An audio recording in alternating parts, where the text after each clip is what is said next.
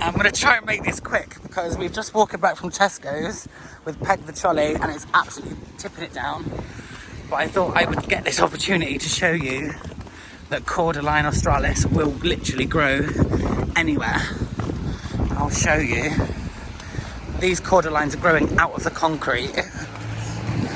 I know I spoke about this in another video, but as I was walking down, I thought I would do a quick video. I don't want to record too much because it's someone's house. But you can see these cordylines are literally growing out of the concrete. Right, that's it for today, guys. Thanks for watching, and I'll see you on the next one. Bye, guys.